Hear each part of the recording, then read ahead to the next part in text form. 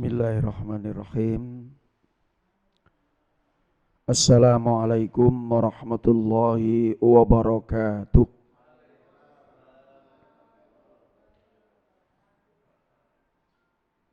Alhamdulillahi rabbil alamin.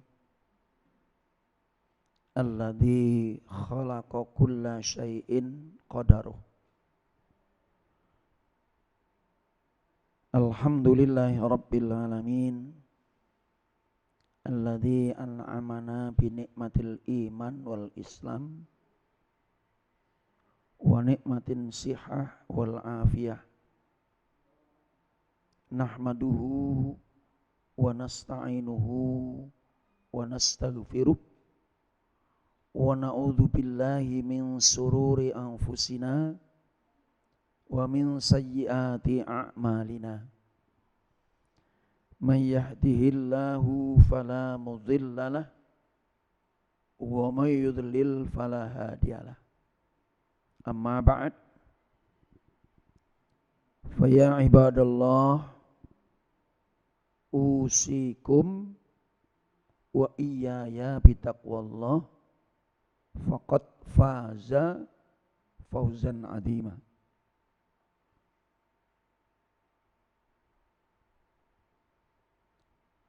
Jamaah kuliah duha Masjid Al-Furqan rahimakumullah. Alhamdulillah, marilah kita memuja dan memuji syukur kepada Allah Subhanahu wa taala sesuai dengan fakta yang kita terima, yang tidak bisa kita pungkiri. Hari ini kita diberinya kesehatan. Kesehatan yang utuh, kesehatan akal dan juga kesehatan mental.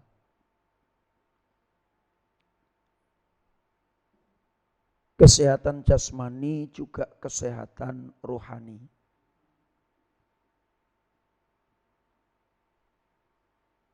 Kesehatan badan juga kesehatan jiwa.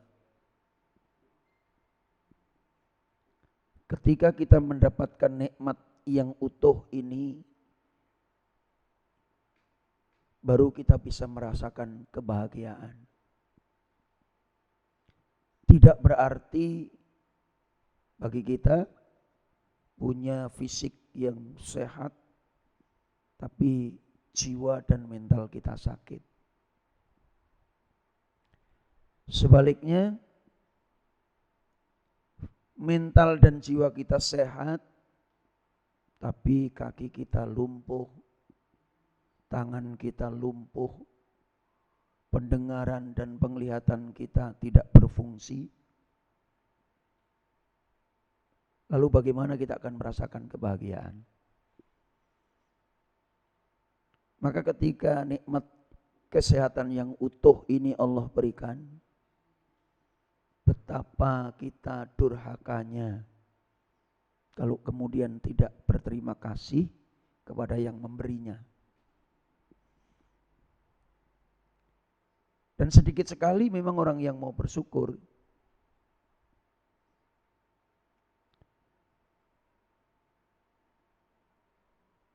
Kemudian marilah kita bersalawat kepada junjungan kita Nabi besar Muhammadin sallallahu alaihi wasallam. Kita ingat-ingat dan kita telusuri sejarah bagaimana keadaan manusia ketika itu sebelum dihadirkannya baginda Rasulullah Muhammadin sallallahu alaihi wasallam. Konon katanya dalam keadaan jahiliyah, dalam keadaan sesat sesungguhnya. Maka ketika kita memikirkan apa yang dilakukan oleh beliau yang menyelamatkan manusia dari kesesatan tersebut, betapa durhakanya juga kita kalau kemudian kita tidak mengenang dan mengingat jasa beliau.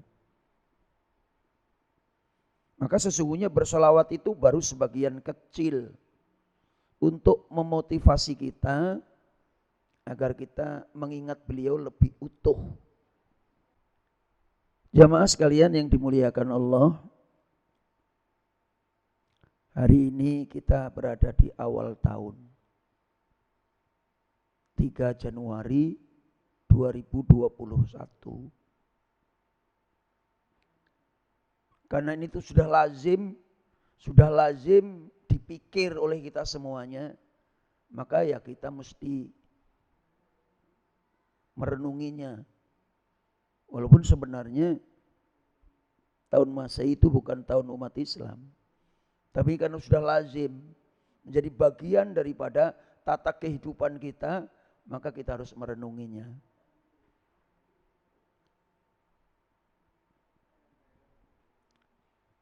Kita diingatkan oleh Allah, Muhammadur Rasulullah. Muhammad adalah Rasulullah. Seperti rasul-rasul yang terdahulu. Apakah ketika Rasulullah Muhammadin SAW wafat, kemudian kalian akan kembali ke belakang? Ini pertanyaan menarik. Kalau sudah Nabi SAW wafat, apakah kalian akan kembali seperti sebelum Nabi diutus? Ini kan pertanyaan menarik dari Allah. Maka bagi orang-orang yang cinta dan setia kepada beliau, sekalipun beliau sudah wafat dan aku tidak hidup pada masa beliau, aku akan mencintai beliau, bahkan lebih mencintai dibanding dengan orang-orang yang pernah hidup bersama beliau.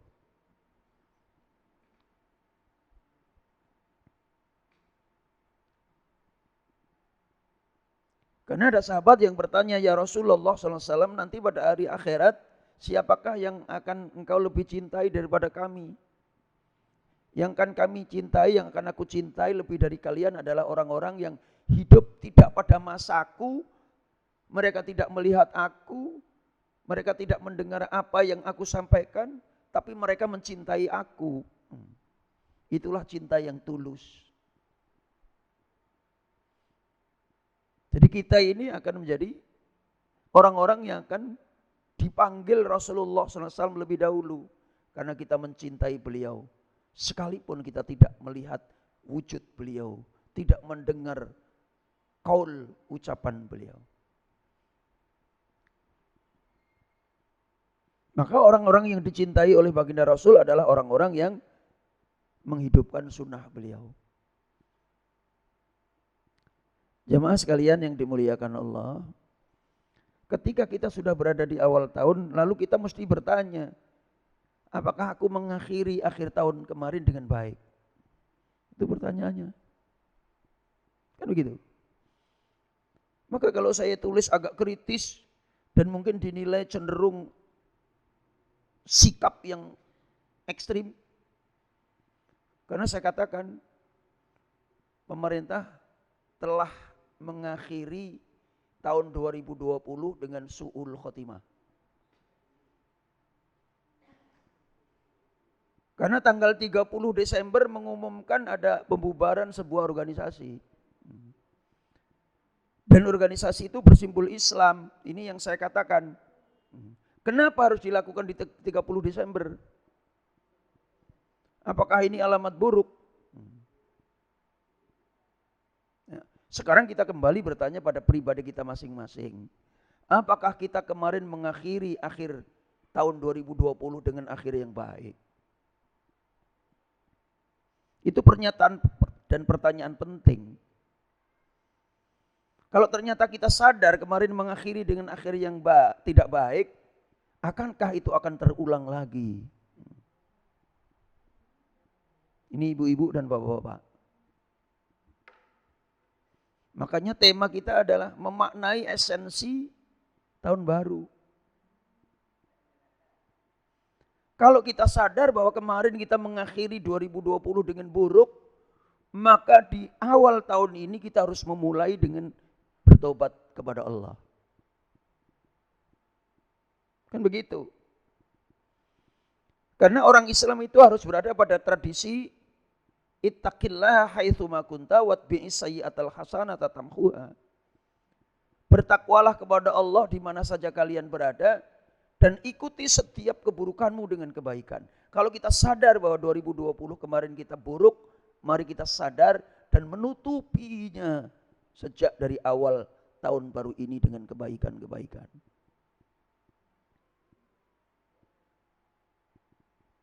Karena orang yang mau bertobat itu berangkat dari sebuah kesadaran. Nah, jadi orang sadar inilah yang susah. Dirinya salah tapi tidak sadar bahwa dirinya salah. Ada kecenderungan manusia salah tapi tidak mau mengakui kesalahan. Kalau bisa menyembunyikan kesalahan. Kalau dengan sesama manusia mungkin masih bisa lah kita lakukan itu. Tapi masa Allah mau kita bohongi?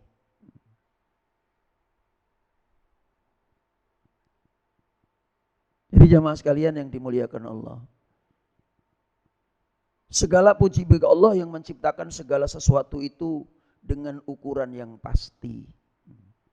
Jadi tidak ada kepastian kecuali kepastian itu datang dari Allah. Ingat Bapak Ibu, tidak ada kepastian kecuali kepastian itu milik dan datang dari Allah. Maka sesuatu yang pasti itu harus bersumber dari Allah.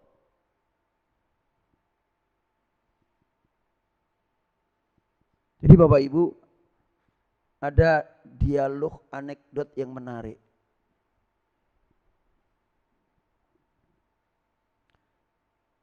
Seorang ustadz bertanya kepada seorang pendeta,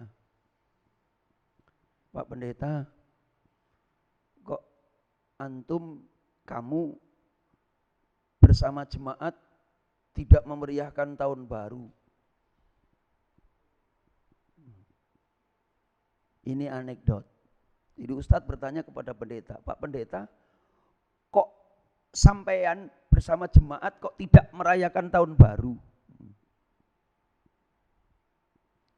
Lalu pendeta menjawab, cukuplah saya bersama jemaat melakukan misa malam kudus karena tahun baru kami sudah dirayakan orang Islam. Ini anekdot menarik. Seharusnya kan yang merayakan mereka, karena sudah ada yang merayakan, sudah ada yang membesarkan. Udahlah, terima kasih kepada umat Islam yang sudah membesarkan dan memeriahkan tahun baru kami. Wah, katek malu ini orang Islam jadinya. Mereka melakukan misa malam kudus sampai tengah malam. Sementara yang jedar umat Islam. Nah, ini masih beruntung tahun ini ada pandemi. Ini kan pertanyaan menarik, anekdot menarik. Buat apa kita meriahkan, ramaikan tahun baru? Udah ada yang memeriahkan, udah ada yang meramaikan. Semoga kita tidak termasuk golongan itu. Jamaah sekalian yang dimuliakan Allah, baginda Rasulullah SAW menyampaikan pesan kepada kita. Silakan nanti Bapak Ibu menyesuaikan, meneliti dengan fakta. Sesungguhnya dunia ini dihuni oleh 3 kelompok manusia. Kata beliau. Jadi ada 3 kelompok manusia yang menghuni dunia ini. Inna dunya salah satu ajza. Dunia ini dihuni oleh 3 golongan manusia. Juz'un lil mu'minin wa juz'un lil munafikin wa juz'un lil kafirin. Ada kelompok yang beriman, ada kelompok munafik, ada kelompok kafir. Ini yang bilang baginda Rasulullah Muhammadin sallallahu alaihi wasallam. Apakah persis? Apa yang dikatakan beliau ini apakah persis dengan fakta kenyataannya? Kata beliau, orang-orang yang beriman menjadikan dunia ini untuk mengumpulkan bekal akhirat. Ini orang yang beriman. Apakah faktanya demikian? Apakah ada kelompok yang senang ke masjid, senang berbuat baik, senang berinfak, senang bersedekah, senang menolong? Ini kelompok pertama. Jadi orang-orang yang beriman, mereka menjadikan kehidupan dunia ini tempat untuk mengumpulkan bekal. Bekal apa? Bekal hari akhirat. Karena ini kepastian. Dunia ini fana, akhirat itu baqa.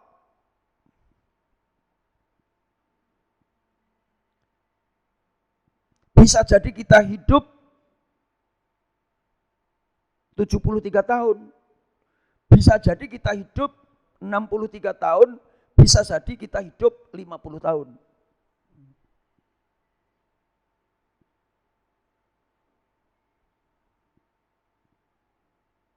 Jadi orang-orang yang beriman, mereka kumpulkan bekal, sebanyak-banyak bekal untuk kemana? Untuk akhirat.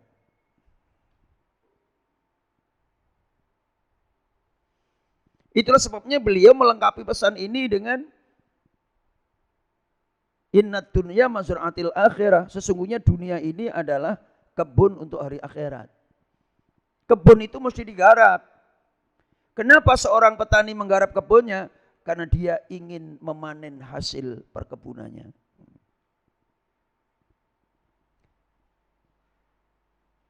Jika kita ingin memanen kehidupan akhirat kita, maka mesti kita menanam di dunia. Maka mengumpulkan bekal bagi orang-orang yang beriman. Ini komunitas pertama. Kelompok golongan pertama. Kemudian kelompok dan golongan kedua, juzhun lil munafiqin. Kelompok munafik yang kedua, kerjanya apa? Ngejar keindahan, ngejar kesenangan.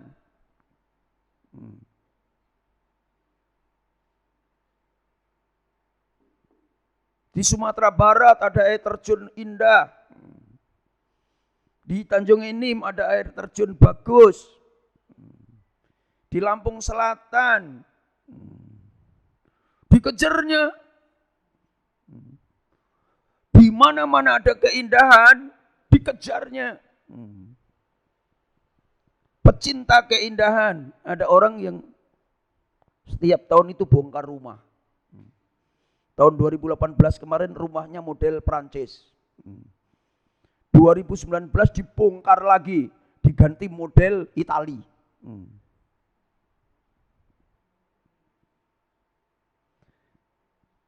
Adakah tipe manusia seperti ini? Silahkan Bapak Ibu menilai sendiri. Apakah benar apa yang dikatakan baginda Rasul ada tipe manusia seperti ini? Kemana-mana pokoknya mengejar keindahan, keindahan, keindahan.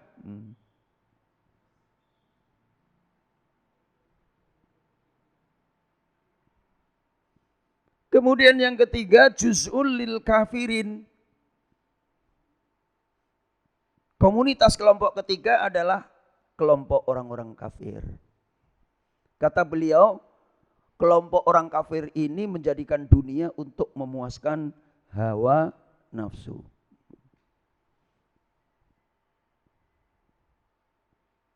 Nah, apakah ini benar adanya? Dipersilahkan Bapak Ibu untuk menilai sendiri. Apakah benar di muka bumi ini ada tipikal 3 golongan manusia ini? Ya kalau menurut saya ada sih, benar adanya. Karena pernyataan baginda Nabi itu astaqul qailin, sebenar-benar pernyataan di samping pernyataan Allah. Ada yang 2018 kemarin pokoknya dia itu ingin memuaskan hawa nafsu. 2018 dia kejar Gisel. Kemudian 2019 dia kejar Monica Mo. Kemudian 2020 dia kejar siapa itu? Nikita Mirzani. Jadi hidupnya itu untuk mencari kepuasan hawa nafsu. Itulah orang kafir. Jadi kriteria dan klasifikasi orang itu Nabi yang mengatakan, bukan saya, bukan ustadz yang lain, bukan Habib Rizik, bukan Habib Lutfi, tapi Allah dan Rasulnya yang menetapkan ada orang beriman, ada orang munafik, ada orang kafir. Maka yang punya telinga dengar kata ini tidak usah marah. Ini yang dimarahi ustadz, Habib, kiai. Yang menempatkan kriteria ini Allah dan Rasulnya. Sama dengan negara ini, ada WNI, ada WNA, ada WNI pribumi, ada WNI keturunan. Masa mau marah yang WNA?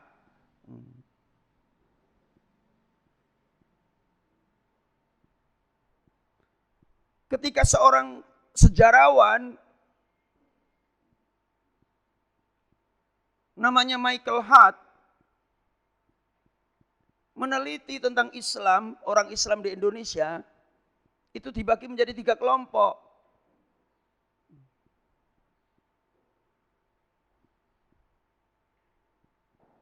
Islam abangan,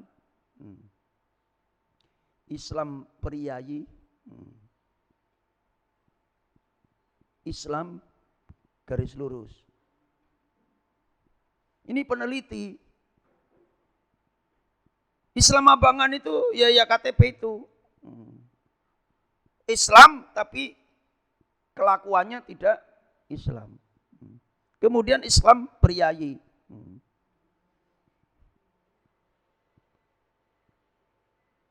Kalangan priayi. Kemudian Islam garis lurus. Kenapa kita tidak marah dengan Michael Hart, dengan peneliti itu? Sama dengan ketika Michael Hart meneliti tentang 100 tokoh besar dunia yang paling berpengaruh, itu siapa? Dia katakan bahwa Muhammad bin Abdullah bin Abdul Muthalib yang lahir di Makkah, itulah tokoh nomor 1 yang paling berpengaruh di muka bumi. Kenapa kita tidak marah dengan Michael Hart? Jadi Bapak Ibu, jadi ingat, dunia ini dihuni oleh 3 kelompok tadi. Nah, kita mau pilih yang kelompok mana?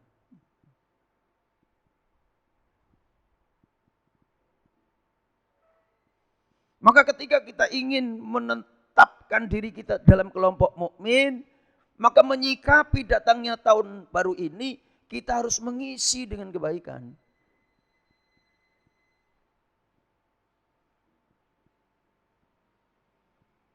Bukan dengan berpesta pora yang penuh syarat dengan maksiat.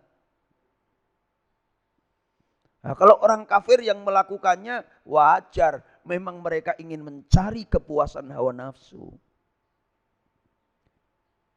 Kalau mereka ingin mencari keindahan.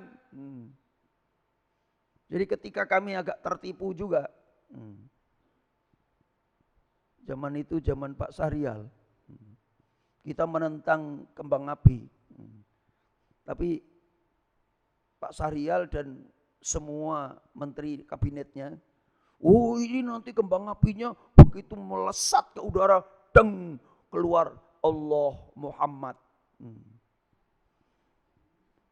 Begitu sudah dem, dicari Allahnya mana. Dicari mana Muhammad, gak ketemu. Lah itu yang buat Cina, mana kenal Allah dan Muhammad ya. Nih. Jadi dunia ini memang penuh tipuan.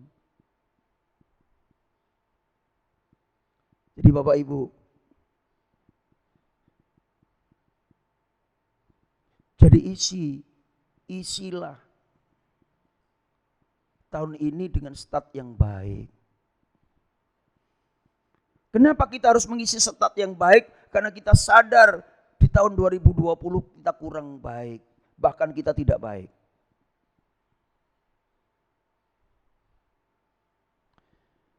Bapak Ibu hadirin sekalian yang dimuliakan Allah, janganlah kita terjebak pada kehidupan dunia. Bisa dilihat dalam Quran surat 57. Quran surah Al-Hadid ayat 20. Nanti dicari. Allah ngasih tahu kita, wa'lamu, dan ketahuilah. Objek Quran itu siapa? Manusia. Jadi yang dimaksud wa'lamu ini, ketahuilah wahai manusia dan jin. Bukan gajah, harimau, kucing, bukan. Annamal hayatud dunya.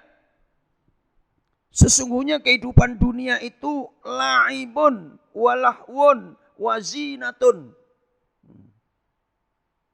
Hanyalah permainan, hanyalah senda gurau, hanyalah perhiasan. Ibu, perhiasannya yang dibeli tahun 2000 kemarin udah diganti belum? Sudah kan? Namanya juga perhiasan. Begitu muncul yang baru ganti.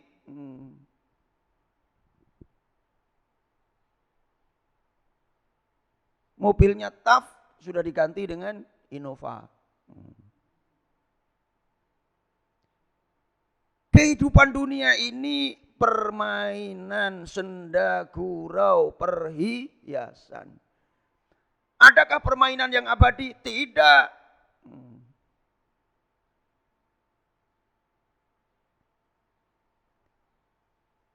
Permainan pasti berakhir. Kalau permainan berakhir dengan kemenangan, senang, bahagia kita. Kalau permainan berakhir dengan kekalahan, mumet. Gara-gara kalah catur. 5 kali kalah terus, nggak bisa tidur. Ayo ini yang biasa main catur. Kalah terus 5 kali, diledek pula sama yang menang. 5-0. Nggak bisa tidur. Kalau permainan itu berakhir dengan kekalahan, membuat kita nggak bisa tidur. Kenapalah tadi aku kalah.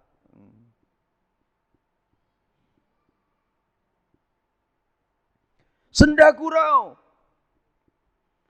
Yang namanya senda gurau, tidak selamanya kita akan bersenda gurau. Janganlah kelakar betok melulu. Sekali-sekali juga kelakar gabus apa gimana gitu. Dunia ini juga perhiasan. Keindahan. Dan semua perhiasan pasti rusak. Enggak ada perhiasan yang enggak akan rusak. Maka dunia ini disebut fana. Bakal berakhir. Kemudian juga dikatakan oleh Allah, wa tafakhurum bainakum. Jadi juga tempat manusia saling berbangga-bangga. Saling membanggakan diri.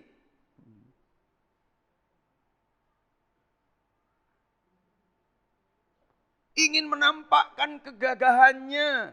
Mobil Innova dikasih ban mobil truk. Itu kan hanya ingin dia berbangga Pak sesungguhnya.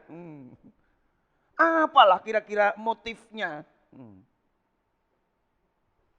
Orang Innova kok dikasih ban truk, itu kira-kira motifnya apalah? Jadi memang di muka bumi ini tempat terjadinya orang-orang saling berbangga-bangga. Rumah kok dikasih kubah besar sampai membuat orang tertipu. Batang rumah yang kubahnya besar, biasanya ada qori yang baca Quran, ini kok enggak, kok sepi. Ternyata bukan masjid, rumah. Makanya tadi 2017 arsitek Perancis, 2018 bongkar, ganti arsitek Itali. 2021 arsitek mana? Australia, suku aborigin. Nah, inilah kehidupan dunia. Jadi Allah udah gambarkan itu.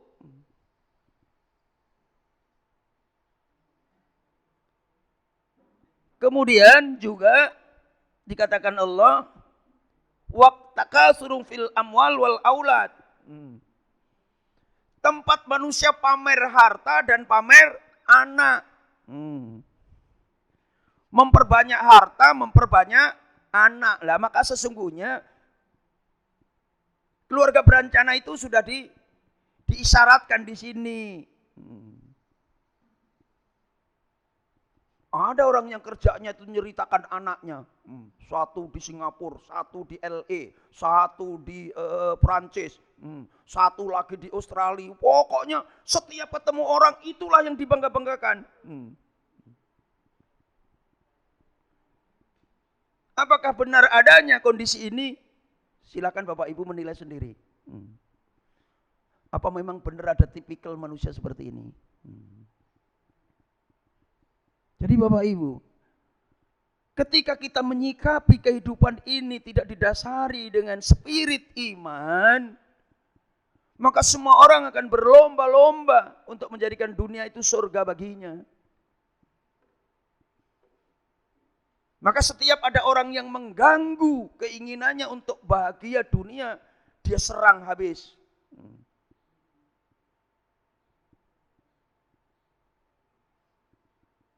Jadi Bapak Ibu, ayo kita sikapi kehidupan dunia ini sebagai seorang mukmin yang sejati. Jadikan dunia ini tempat untuk berinvestasi, menabung, bercocok, berniaga.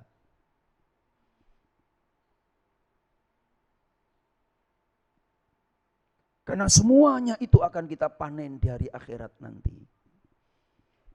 Jangan menggantungkan diri dengan orang lain, nanti bisa bingung. Jadi ada orang meninggal ditalkin. Kalau saya nalkinnya udah beda dengan zaman saya di dusun ngelihat kiai mentalkin. Kiai duduk di atas pusara itulah. Kemudian ngomong sama orang yang meninggal. Fulan, kami mengantarkan kamu sampai di sini. Sesudah ini kami nanti balik ke rumah kami masing-masing. Ketahuilah Fulan, sesudah kami balik, Mungkar Nakir bakal datang, bahkan mendengar suara terompah kita. Kamu sudah dibangunkan mendengar sendal kami. Mungkar Nakir akan bertanya kepadamu Fulan, kamu nggak usah takut ya, nggak usah gelisah. Nanti kalau kamu ditanya marrabbuka, jawab aja dengan tenang. Siapa Tuhanmu? Jawab dengan Allah Tuhanku.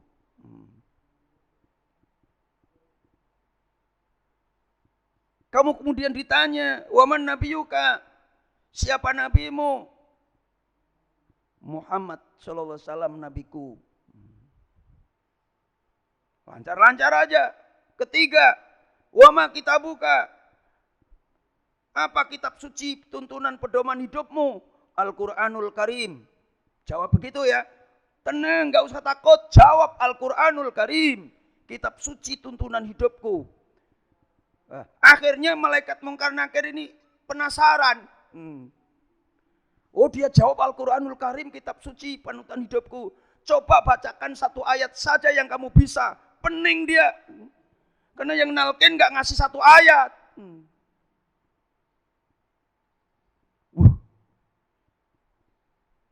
Akhirnya rohnya datang yang nalkin tadi. Kenapa kamu tidak ngasih tahu saya ayat?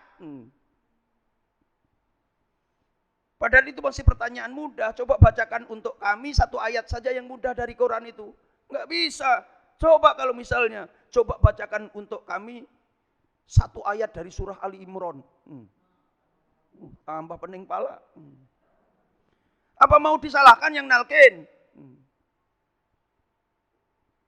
Maka sejatinya talqin itu untuk orang yang nganter, orang yang dikubur itu. Tidak kata hubungan dengan orang yang mati itu. Kalau dia kafir, ngapain dituntun-tuntun? Biar tanya sama Mbah Google aja dia. Bawain HP aja, nanti kalau kamu ditanya, tanya sama Google. Ini Bapak Ibu. Ketika kita tidak mempersiapkan apa yang kita harus ambil di akhirat nanti, ketika kita di dunia, kita akan gigit jari. Bukan hanya satu jari telunjuk, semua jari kita gigiti semua. Maka Bapak Ibu, kenapa ya kita tidak sadar-sadar? Kita masih gila dunia.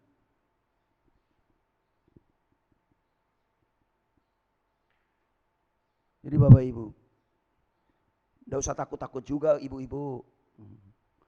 Aku cuma ngenjuk tahu baik. Itu kan tugas ustadz, ulama, kiai kan ngenjuk tahu. Siti Zubaidah, galak bayo, dak galak sudah.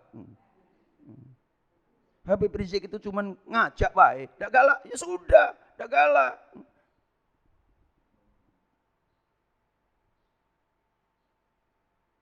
Jadi Bapak Ibu, ini persoalan-persoalan yang kita saat ini sedang lupa, bahkan dilupakan oleh Allah akhirnya. Makanya kemudian Allah mengingatkan, wala takunu kalladzina nasullaha fa'ansahum anfusahum ulaika humul fasikun. Hari ini banyak orang yang lupa siapa dirinya Bapak Ibu.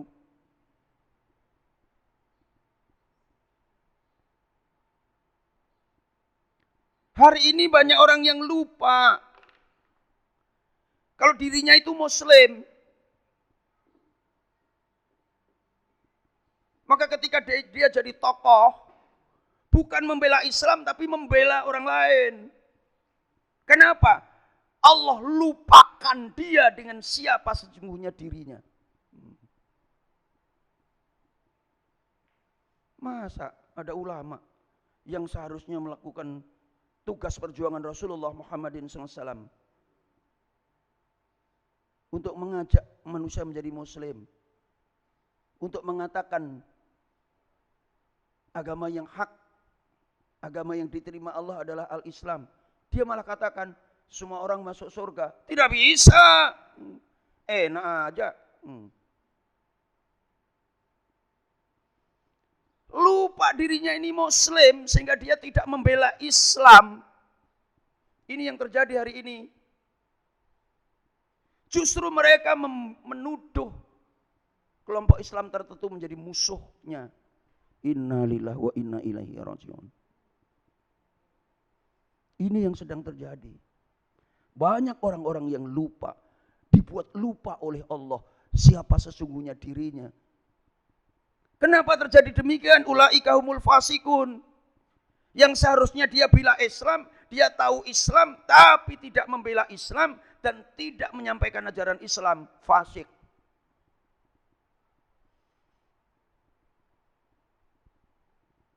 Jadi Bapak Ibu, ayo kita isi tahun yang baru ini dengan yang baik.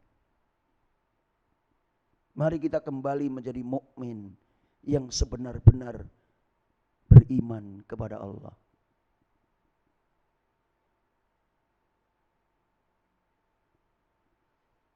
Jadi Bapak Ibu, dia lupa. Orang-orang yang lupa pada identitasnya itu lupa. Sampai-sampai dia berani mengatakan semua itu masuk surga. Mana ada. La yastawi ashabun nar wa ashabul jannah. Jangan kamu katakan antara penghuni neraka dengan penghuni surga itu sama. Beda, tidak sama penghuni neraka dengan penghuni surga itu. Ashabul jannah humul faizun. Penghuni surga itulah orang-orang yang meraih kemenangan. Jadi jangan dibilang semua orang bakal masuk surga. Karena masih penasaran ngejar saya, sekarang akhirnya saya tanya balik. Betul, semuanya bakal masuk surga. Nanti Nabi Adam di akhirat itu akan dikumpulkan oleh Allah bersama umat pengikutnya. Nabi Adam membawa bendera. Nih, akhirnya umat Nabi Adam gabung. Nanti Nabi Ibrahim juga gitu. Ini bendera Ibrahim. Woi, siapa yang merasa hidup pada masaku? Sini. Siapa yang penegak, siapa yang pandega? Nggak bisa penegak dengan pandega campur. Nggak boleh.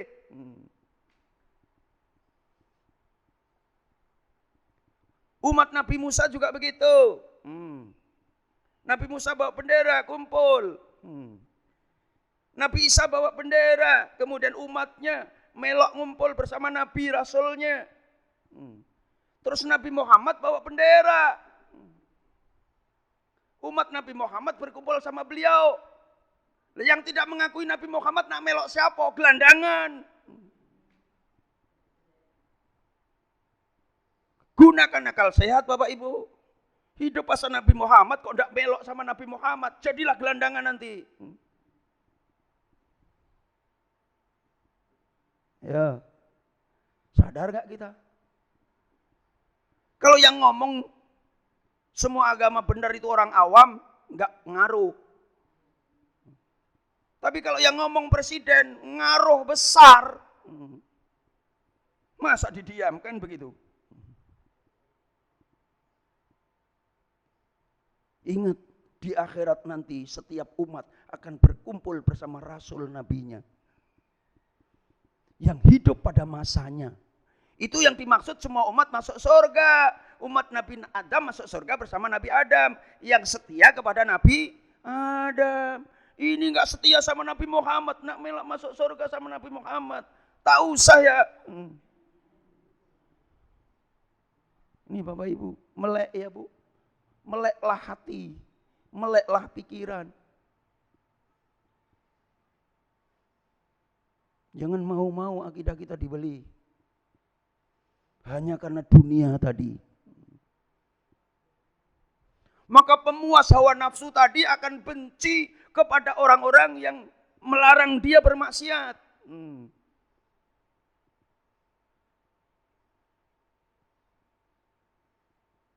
Ini Bapak Ibu renungan kita. Semoga menambah motivasi kita untuk bangga menjadi mukmin, bangga menjadi muslim. Nggak usah malu-malu, nggak usah ragu-ragu, nggak usah takut-takut. Mati hari ini dengan mati 10 tahun yang akan datang sama matinya.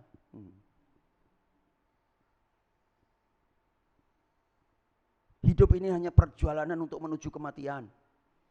Kalau ternyata hari ini kita mati akan lebih baik akibatnya di akhirat, ya pilih mati hari ini. Dibanding dengan mati 10 tahun yang akan datang, tapi justru berakibat buruk pada akhirat kita. Ya Allah, jika hidup hamba akan lebih bermanfaat untuk akhirat hamba, hamba berterima kasih jika engkau memberi kesempatan kepada hamba untuk menghimpun pahala. Namun jika sisa umur hamba ini justru akan menodai kebaikan hamba selama ini, hari ini hamba siap mati, ya Allah. Tapi susah, jarang orang yang ditanya, Bu, Ibu mau mati hari ini? Woi kaget, gigi masih utuh, ngunyah empek-empek masih bisa. Baru balik ke Jawa 14 hari saja saya sudah rindu dengan bidang patin. Itulah kehidupan dunia yang menjebak. Kalau kita lalai, maka kita akan celaka. Terima kasih Bapak Ibu. Hadanallahu wa iyyakum ajmain. Wassalamualaikum warahmatullahi wabarakatuh.